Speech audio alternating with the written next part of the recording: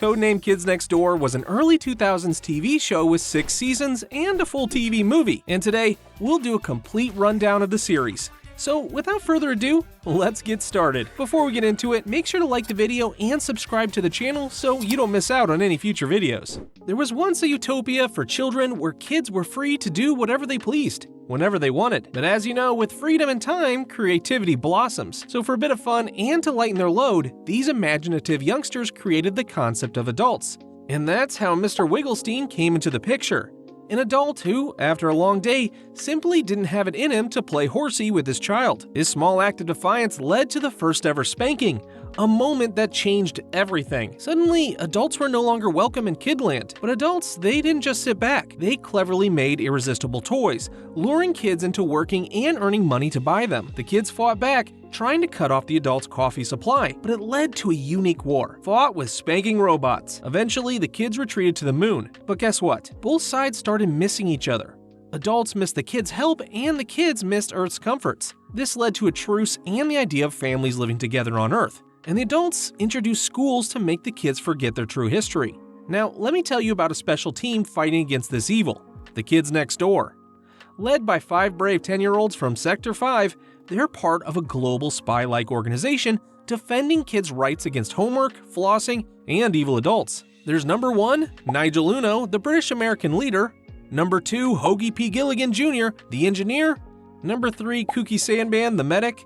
Number 4, Wallaby Beetles, the Australian-American combat specialist. And number 5, Abigail Lincoln, the intelligent and cool voice of reason. These kids operate from incredible treehouse bases hidden everywhere from under the Arctic ice to giant pine trees, with their main headquarters on the moon. But there's a catch. When a kid turns 13, they're decommissioned, losing all memories of their time with the kids next door. This has created some villains like number 5 sister, Cree, and former leader Chad. And that's the world of the Kids Next Door, where every day is a new adventure fighting against the evil adults.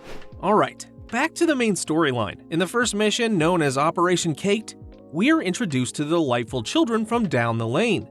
A group of 5 eerily synchronized kids. They're like nothing you've seen before, always speaking in this creepy, unified voice. They've sided with some pretty shady adults, making them the arch enemies of our main squad, the Kids Next Door. We see them first face off at a birthday party hosted by the delightful children, but get this, they're hogging all the birthday cake for themselves. Who does that, right? So, the KND cooks up a stealthy plan to crash the party and swipe some of that scrumptious cake. But here's where it gets wild.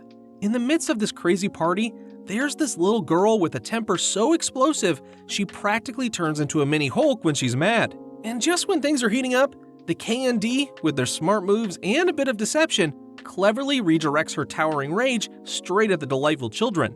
It's a stroke of genius, really. And that's how our heroes cleverly flip the script in their favor. In the next mission, Nigel sets off alone to the oddly named Happy Land theme park, where adults are bizarrely causing kids to throw up. Meanwhile, his team faces a series of unexpected challenges. They're first ambushed by Count Spankulot, who leaves them smarting, then by the Proper Patrol, forcing them into unwanted proper attire. But it's not just about the villains. It's also about how the team copes without Nigel's leadership. Wallaby, feeling the absence of Nigel, takes charge, but his leadership style soon wears thin. His idea of a clam cannon becomes a reality. Yet as the team toils away, exhaustion sets in. Wallaby pushes them harder, ignoring their fatigue and even their need for sleep. This relentless work schedule leads to a concerning situation where they build the cannon in a state of sleep-deprived delirium. Wallaby, now amusingly resembling Nigel, declares himself the permanent team leader. However, the cannon, poorly built due to their tiredness, disastrously backfires during a confrontation with the delightful children from down the lane. The story takes a turn when Nigel returns, finding his team and their clam cannon in shambles. Yet, in a surprising twist, he embraces the cannon idea. The team, now strangely rejuvenated, gets back to work with renewed enthusiasm. Later, number 3 is casually walking down the street, munching on candy. Suddenly, she accidentally wanders into an alley near a dentist's office, and things get spooky. The sun sets, the moon rises, and she's startled by an eerie laugh and the menacing shadow of a stalker. In a moment of panic, she's grabbed by this mysterious figure. Fast forward, and we find number 3 with sparkling clean teeth, thanks to a red toothbrush. But wait, there's a villain named Nightbrace, laughing maniacally on a rooftop with the same toothbrush. Back with Sector 5, they're waiting for Number 3's return from her candy escapade. They're shocked to see her dazzling teeth, and the team decides to head to the candy store. Using Number 3's teeth as a makeshift flashlight, the plot thickens when the team discovers the candy store is closed, only to be invited back in by the Candyman Mr. Jelly. Upon returning to their treehouse, they find Number 4 with braces and a mysterious tag threatening dental hygiene from Nightbrace. The mystery deepens as Number 1 realizes Number 2 and 5 are missing. He finds them bound in dental floss, leading him to suspect Dr. Teef is behind all this. The team sets a trap for Nightbrace, resulting in a showdown. Nightbrace, armed with dental tools and a giant toothbrush, battles the kids. The climax unfolds in Dr. Teef's office, where Nightbrace is unmasked, revealing he's actually Mr. Jelly. Mr. Jelly shares his tragic backstory of a failed dentist turned candy store owner, turned vigilante. In a chaotic end, Dr. Teef and the kids team up to defeat Nightbrace, who is ultimately subdued by his weakness for taffy. Then, in an exciting turn of events, Wally experiences an extraordinary day at work with his father. It's take your daughter to work day, but Wally ends up being the one who joins his dad. While there, he accidentally stumbles upon a secret conversation. He overhears Mr. Boss, the company's owner, discussing a shocking plan to send all the girls to Pluto. Mr. Boss believes this will allow adults to focus solely on work, disregarding their family time. Amidst the chaos, Wally springs into action to thwart this outrageous plan. In his mission, he finds an unexpected ally, Cookie, whose mother is also employed at the same company. Together, they embark on a daring adventure. Their goal is simple, yet challenging: to sabotage the rocket designed to send the girls into space. Wally and Cookie work tirelessly, and through their efforts, they manage to break the rocket, effectively stopping the plan in its tracks. Once again, they triumph, showcasing that even in the direst situations, courage and quick thinking can save the day. We're then introduced to Lizzie, the secret girlfriend of Nigel. The team is taken aback upon discovering her. In a twist, Lizzie uses a mind control helmet to manipulate Nigel, compelling him to devote all his time to her. This alarming development sets off a chain of events where the rest of Sector 5 springs into action, attempting to thwart her plans. However, they find themselves in a bind as Nigel, under the influence of the helmet, is coerced into confronting his own team. The tension escalates, but in an unexpected turn, Nigel snaps out of Lizzie's control when he sees the bill for their dinner date. This moment of clarity leads him to confront Lizzie, demanding she stop her manipulations. The confrontation, however, is brief. Displaying his inherent kindness, Nigel decides to take Lizzie out for ice cream, showcasing his gentle nature, perhaps even suggesting he's too nice for his own good. Then one day, a housefly comes buzzing around the Sector 5 treehouse as the gang returns from a mission with the prize samurai helmet. They celebrate, then disperse. Alone, Number 1 plays samurai until he spots the fly and panics, accidentally sending it through an air vent. The fly's journey continues, each room revealing a glimpse into the team's lives. Number 2, the inventor, joyfully captures the fly, using it to inspire a new creation, a contraption for flying. Then there's Number 3, who adorably dresses the fly for a tea party, only for it to slip away again. Number 4's room is a scene for martial arts and near misses, as he tries to swat the fly. In Number 5's room, the story unfolds differently than expected. The team converges, each wanting to use the fly for their own purposes. But Number 5, showing wisdom, chooses freedom for the fly, releasing it to the sky. A decision that disappoints everyone but Number 1. The final reveal: the fly isn't just a fly. It's a spy gadget, controlled by the delightful children from down the lane, who watch Sector 5 with their laughter, silent but sinister. In the next episode, the KND meet Mr. B. He's an adult, but he totally looks like a baby, and he's fed up with everyone calling him that. So he's like, enough is enough, and he decides he's going to turn everyone in the world into babies using this fancy gadget he's made. But just when he's about to unleash his baby-making chaos, Sector 5 turns the tables on him. They use his own device against him. Now Mr. B doesn't look any different, but he starts acting like a real baby. The team ditches his age-changing gizmo, thinking problem solved. But here's the twist: the delightful children from down the lane find it. And you just know that's going to stir up some trouble later on for our heroes. Then, out of nowhere, an old lady pops up by Number 1's place, extending an invite to Sector 5 for a trip to a children's zoo. Number 1, not quite catching the twist, declines. But here's the kicker: The zoo is not for animals. It's for showcasing kids. Before they know it, Sector 5 gets nabbed by this lady and ends up as the zoo's latest exhibit. In a plot twist, the zookeeper spills her beans. She plans to feed them to the bullies. But here's where it gets really interesting. Sector 5, in a stroke of genius, allies with the Delightful Children. Yep, their usual rivals. The Delightful Children decide to give Sector 5 a break, and together, they hatch a plan to bust out of the zoo. And guess what? It works. They all make a grand escape, free from the clutches of the zoo. Alright, you may not know this, but number 3 is absolutely crazy about rainbow monkeys. And coincidentally, she gets this awesome job from Mr. Mogul, the big boss of the Rainbow Monkey store, to track down real-life rainbow monkeys. She leads everyone to Rainbow Monkey Island, but then things take a twist. Mr. Mogul wants to capture these monkeys and sell them to kids worldwide. But number 3, she's clever. With some quick thinking and help from the monkeys, she defeats Mogul and pilots a rainbow monkey plane back home. Just so you know, she's really into rainbow monkeys. Later on, there's more drama. The Delightful Children from down the lane are fed up with losing to the kids next door. They get this destructive machine from their dad, who's the main villain, Father. Their plan?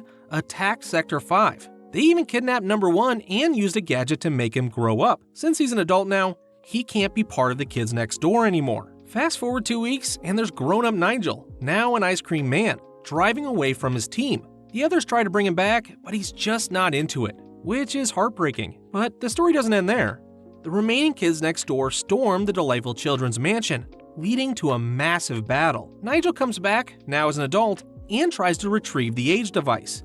Just when they think they've won, Father shows up and attacks. Thanks to some clever ice cream tactics, the kids next door defeat Father, reverting Nigel back to his kid self and destroy the age device. Everything's back to normal. Well, only for a while at least. In Season 2, we are introduced to a new character, Number 5's teenage sister named Cree. One night, Cree sneaks into Number 5's room, trying to steal secrets from her sister's mind while she's asleep. But Cree is actually working with Father and the Delightful Children, passing along any information she finds. Now, you'd think Cree would be successful, right? But Number 5 is no ordinary character. She's clever and always a step ahead. So what Cree finds isn't actually Number 5, but a doll, a decoy. The real Number 5 has already figured out Cree's plan and outsmarted her. Then one day, the kids go to a cinema and are all hyped up about watching a Rainbow Monkey movie. Everyone's loving it, except for Wallaby. He's totally over it and tries to sneak into Violence the movie, but gets booted out because it's R-rated, adults only. So Wallaby disguises himself and sneaks in anyway, only to discover it's not a movie at all. It's a secret meeting of villains planning to destroy the kids next door. He's surrounded by baddies like Mr. Boss and Mega Mom, and they're all brainstorming ways to take down the KND. Then things get really crazy. Wallaby, now in deep trouble, tries to escape after the villains plan to use him as bait for a trap. In a wild turn, he traps one of the villains, Toiletnator, in toilet paper and makes a daring escape back to his friends who are still busy discussing the movie. Back at the HQ, Number 2 is busy experimenting but messes up and suddenly ages to 16. Then he meets Cree, who's Abby's older sister, and sparks fly. And these two teenagers instantly click. But here's the thing. Number 2 realizes that Cree isn't on their side. She's actually plotting against the kids next door, working with Father to bring them down. Fast forward a bit, and thanks to Number 2 catching on to her scheme, Cree's plans fall apart. She's defeated and sent to a prison on the moon. But the story doesn't end there. In a dramatic turn, at the end of the episode, Cree gets a call from Father, hinting that maybe, just maybe, this was all part of a bigger plan. Hey, guess what time it is? It's that special time of the year, the Delightful Children from down the lane's birthday. And as always, they're not sharing their birthday cake again. So the KND team embarks on a thrilling mission to get the cake and ensure everyone gets a piece. Even Nigel's girlfriend Lizzie betrays him. She's tempted by the Delightful Children's offer of a taste of their irresistible icing. The plot thickens when the Delightful Children reveal a stadium packed with tied-up kids. The KND team gears up for a rescue mission. But things get wild when the Delightful Children unleash a massive cake monster. Just when things look bleak, Lizzie turns out to be the hero, smashing right into the cake. And guess what? Her heroic act rekindles her romance with Nigel. right after their super short breakup, and here we go again. For their next mission, Sector 5 of the Kids Next Door is off to the moon base. And they've got Mushi with them because her mom was tied up and needed a babysitter. Sector 5 then responds to a distress signal from a prisoner transport, which turns out to be a scheme by Kree. Yep, Kree, being previously captured, was no coincidence. It was all planned. Oh, and it turns out Kree was actually number 11 of the Kids Next Door. And she planned all along to get captured, sneak into the moon base, and use a stolen password from number 5's mind. Her big idea? To launch the moon base into space, aiming right for the sun. But it gets even more intense.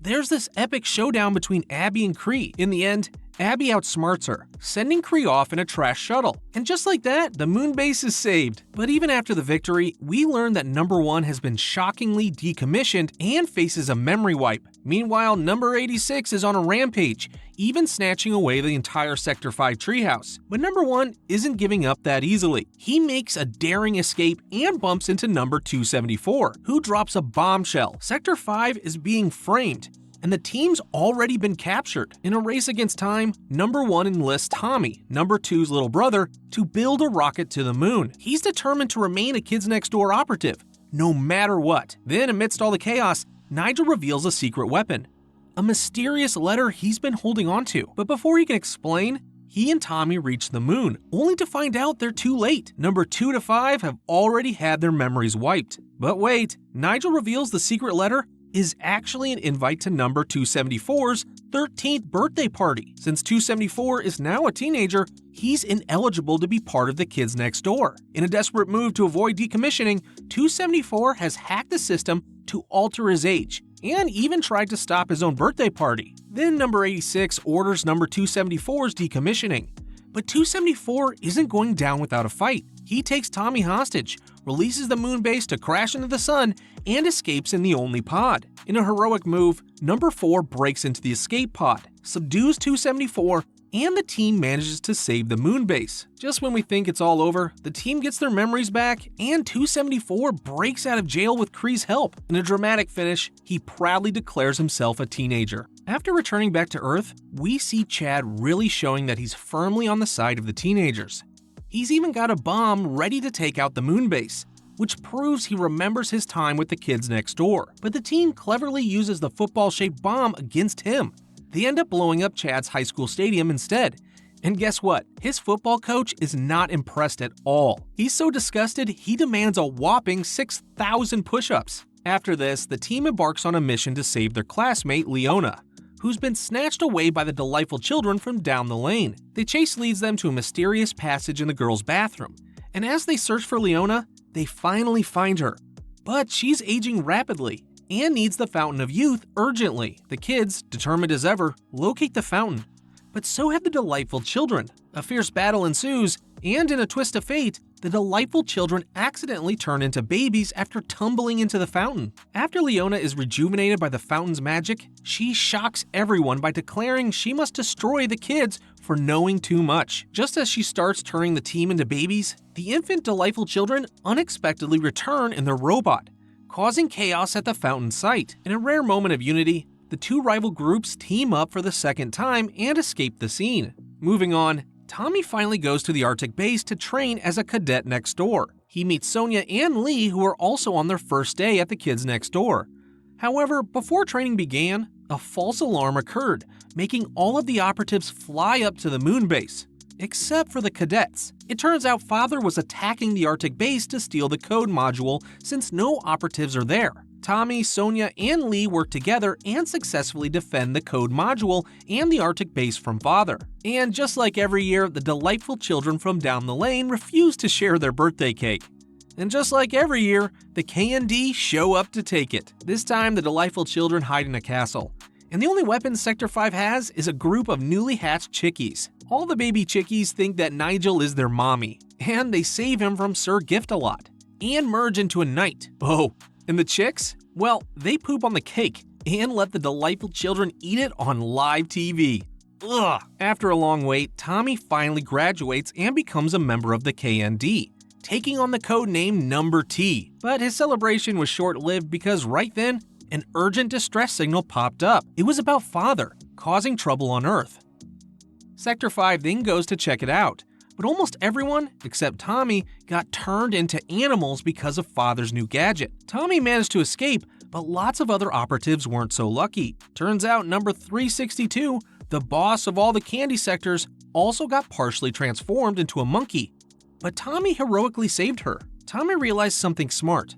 The ray only affected KND members. So he quit the KND and tricked the Delightful Children into signing up, hoping to force Father to turn off his ray. But Father didn't fall for it, leaving Tommy to handle him alone. But with a little help from his new animal friends, Tommy snatched some of Father's DNA and used it to turn him into an animal. Then he destroyed the device, turning everyone back to normal. But sadly, once you quit the KND, you can't rejoin. So Tommy decided to become his own kind of hero, rocking a Darkwing Duck-style outfit and jetting off to new adventures. Then, on one fine morning, the KND ran out of their favorite cereal, Rainbow Munchies, and set out on a crazy hunt. They launched tennis ball probes and discovered the last box in a supermarket. But it's in villain territory. The bad guys, including Father and others like Mr. Boss and Count Spankulot, are also after it. What a showdown it turns into when Sector 5 swoops in to snatch the cereal. Just when number 5 almost makes it to checkout, Father, blazing with anger, blocks their escape. And then Nightbrace buys the cereal, but he doesn't want to eat it. He wants to destroy it for dental health. So what do? Surprisingly, they call a truce and team up to give Nightbrace a lesson he won't forget. Right in the middle of the supermarket. In the end, everyone, except Nightbrace stuck in a fridge, enjoys a bowl of Rainbow Munchies. After some time, we meet Maurice, known as the original number 9. Now, he's in a bit of a bind because he's almost 13, which means he's about to be decommissioned. This has got a lot of people in his group, Sector 5, pretty worried. They've decided to keep an eye on him, even after he becomes a teenager, to ensure he doesn't switch sides and join their enemies. But here's where it gets really intense. Maurice falls into a trap set by a group of teenage girls, led by Kree. Number 5 rushes to the rescue and discovers Kree about to unleash a giant cannon that could infect all the kids with chickenpox. And guess what? Maurice is there too, looking like he's been brainwashed. Just when things seem hopeless, Maurice pulls off a stunning move. He turns the cannon against the teens. And then Maurice drops a bombshell. He's actually a secret undercover operative, part of a group that remains active even after turning 13. Their mission? To expose the evil plans of the teens and adults. Now for the 5th time, Operation Caked takes a different turn. Instead of battling for a slice of the Delightful Children's cake, our gang decides to bake their own, aiming to outdo the original. In their quest to create the ultimate cake, they resurrect an old ally, number 19th Century, and their journey unexpectedly launches them into space, where they stumble upon the Delightful Children's cake. But here's the thing, this cake is no ordinary dessert. It's surrounded by ice cream asteroids, which, if not stopped, could obliterate every ice cream reserve on Earth. Thankfully, our team, with number 19th Century's help, heroically demolishes the cake before it can cause any dessert disasters. Whew, it's a close call. But they saved the day, and our beloved ice cream just in the nick of time. But things take a massive turn when number 362 steps down as the leader, kicking off a crazy game of tag to decide the next leader. This leads to Father accidentally becoming the leader. His first move? Transforming treehouses worldwide into broccoli stations. Yeah, you heard that right, broccoli. But his plan backfires hilariously when he's threatened with eating broccoli himself. And number 362 quickly takes back her leadership role. Now, hold up. We're going to take a slight detour from the episodes and shift to the movie called Operation Zero. This part of the story dives into the legend of Number Zero. It's set in Britain, filled with child labor factories run by a guy named Grandfather. 2 kids escape these factories and stumble upon the KND's history book, and learn about their incredible 2x4 technology. One of these kids, named Number Zero and wearing glasses strikingly similar to Number One's, forms a team to overthrow Grandfather and his factories, ushering in the 7th age of the KND. Now, here's where it gets even more intriguing. The story of Number Zero is considered just a rumor within the KND, but Number One believes it wholeheartedly. In a series of events, Father resurrects Grandfather, who starts turning everyone who's ever been a kid into senior citizen zombies, aiming to rule with an iron fist once again. The KND members, including most of Sector 5, are transformed into these zombies. Number 1, armed with special devices, discovers his dad was actually Number 0. And guess what? That means Father is Number 1's uncle. And Grandfather is actually his grandfather. And then the delightful children are revealed to be the long-lost Sector Z, who were brainwashed ages ago. That's a lot of hidden secrets finally being unveiled. But Number 5 heads back to the moon base and manages to partially revert Sector 5 from their zombie state. In an epic showdown, they drop the moon base treehouse on Grandfather. Number 0 then lures Grandfather into a decommissioned chamber, wiping their memories and restoring everything back to normal. And that's how Number 0's legendary tale became an official part of KND history. Alright, coming back to the story where we have now reached the end of the entire series. We see the Sector 5 team feeling a bit sidelined because they've got competition. A new team called Sector W who are taking over their cake missions. But things get even more intense when they come back home and find out that the delightful children have set a trap for them, planning to gobble up a special cake right in front of their eyes. But wait, the cake has already been swiped by none other than Operative Number 74.239, a brainy scientist. He throws a curveball by announcing a scavenger hunt for the cake. This leads to a wild turn of events where Sector W crumbles, and our Sector 5 heroes find themselves zooming off into space. Here's the big reveal. This whole space escapade was actually a secret plan to induct Nigel, Number 1, into the elite Kids Next Door Galactic. Heartbreakingly, this means Nigel has to leave his home and friends, possibly forever. But it's not all sad. His parents, who were once KND agents themselves, get recommissioned just to bid him a proper farewell. And guess what? Nigel's mom is revealed to be the legendary agent Number 999. Nigel's parting words are something special.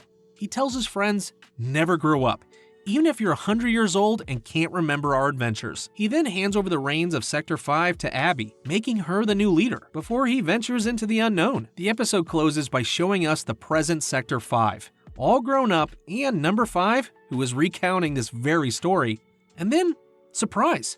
She gets a call from Nigel, who's back at the moon base and wants to meet her. Also, Number 2 and Number 5 got married, and Number 4 and Number 3 got married as well. And that's the entire story of Kids Next Door. Oh, and I have one more treat for you. There was also a crossover special called The Grim Adventures of the KND. In this chaotic crossover, Billy from The Grim Adventures of Billy and Mandy borrows his dad's lucky pants, causing a series of mishaps when Grim's scythe gets stuck in them. Seeking repair assistance, he inadvertently involves Ed and Nettie, the Kids Next Door, and the Powerpuff Girls. The situation escalates with the appearance of Mandy, the delightful children, and a monstrous transformation. A battle ensues involving a giant skeleton samurai, Mandy's Manda robot, and the delightful Reaper, with the pants proving surprisingly resilient. The conflict resolves when Billy's dad retrieves his pants, leading to the restoration of order, albeit with some lingering confusion and vows of revenge. And that's all for today, folks. Remember to hit that like button, and for more amazing content, click on the video being shown on your screen right now.